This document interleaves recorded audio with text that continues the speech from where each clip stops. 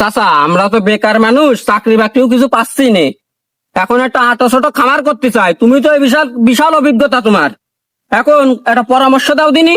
তা বাবু কাও তোমাকে কি পরামর্শ দেবো আমি? একটা আটো ছোট খামার করব, কত পিস গরু লাগবে? আটো ছোট খামার করবা? হ্যাঁ।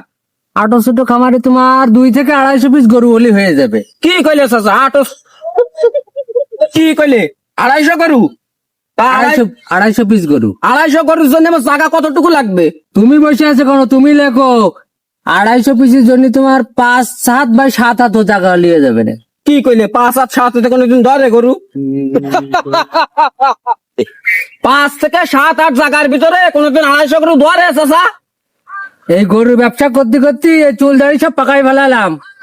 5 থেকে 7 হাত জায়গায় তোমার 250 পিস গরু, 50 পিস ছাগল, আরো তোমার জায়গা বাইছে থাকবে।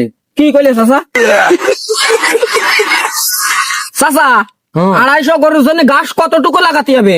ঘাস খুব বেশি লাগবে না, কাটা খানিক লাগালি হয়ে যাবে না, সিজন উঠে যাবে। কাটা খানিক কি সিজন উঠে যাবে? হ্যাঁ। চাচা 250 গরুর জন্য আমার প্রতি মাসে কত বস্তা ফিড লাগবে?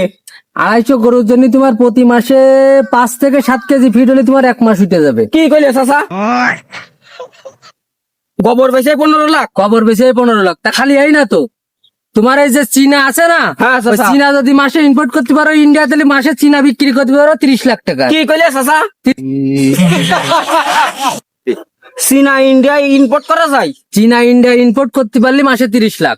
আচ্ছা চাচা, ব্যবসার লাইন কানুন তো সবই শিখলাম, বুঝলাম, এখন ভাবতেছি এই টানে টানে একটা বিয়ে শাদী করে ফেলবো। খুব ভালো কথা। কাকা আমার বন্ধু তো মেলা আছে, ওর খয়কার বউ লাগবে। ওই একটা হলে হয়ে যাবে, একটা লিয়ে যাবে। একটাই যথেষ্ট। কেন চাচা? হাত কেন ঘুরাচ্ছেন না? 200-250 গরু পোষা আর ওই বউ পোষা সমান মনে করে না। কেন চাচা? ওর যে খায় তোমার প্রতিদিন 2-2.5 মণ চাল লাগবে ওর। কি কইলে চাচা? একটা বউ পালা একটা শিল্পপতি চালায়, এক শিল্পপতি প্রতিষ্ঠান চালায়, একই কথা। কি কইলে চাচা? হ্যাঁ।